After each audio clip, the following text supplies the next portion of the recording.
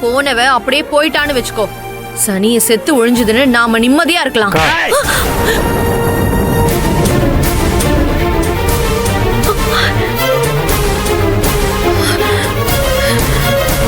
இன்னொரு வார்த்தை பேசின உன்னை கொன்னுடும். அப்படியே தான் புருஷனை எப்படியாவது காப்பாற்றணும் அங்க ஒருத்தி உயிரை கொடுத்து போராடிட்டு இருக்காங்க.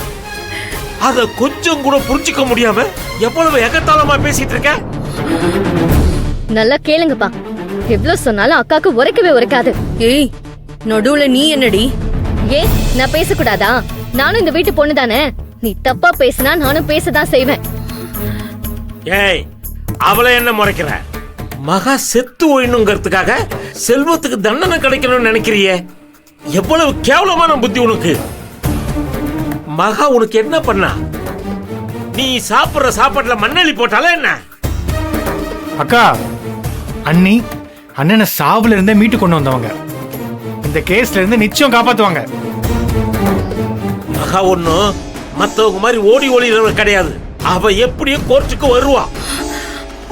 ஏங்க, நேரங்காலம் புரியாம நீங்களும் இவ கூட தேவையில்லாம சண்டை போட்டுட்டு இருக்கீங்க. நீ கோர்ட்டுக்கு போக வேண்டாமா? நான் கோயிலுக்கு போய் சாமி கும்பிட்டுட்டு தான் கோர்ட்டுக்கு வருவேன். திவ்யா, கௌரி, வா போலாம். கௌரி, இல்லங்க கௌரி, உடம்புக்கு முடியலன்னு சொன்ன, இதோட கோயிலுக்கு போடுமா? வேண்டாம் கௌரி, விடுங்க. என் உடம்ப விட எனக்கு செல்வம் தான் முக்கியம். கோயிலுக்கு போயிட்டு கோர்ட்டுக்கு போய்க்கலாம். வா திவ்யா. கேளு கௌரி. கௌரி சொன்ன கேள. அப்பா, அந்த மகாவுக்காக என்னைய அரைஞ்சிட்டீங்கல்ல.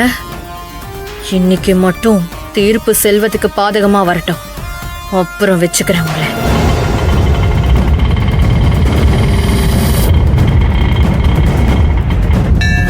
கௌரி, ஜுரத்துல உடம்பு கொதிக்குது.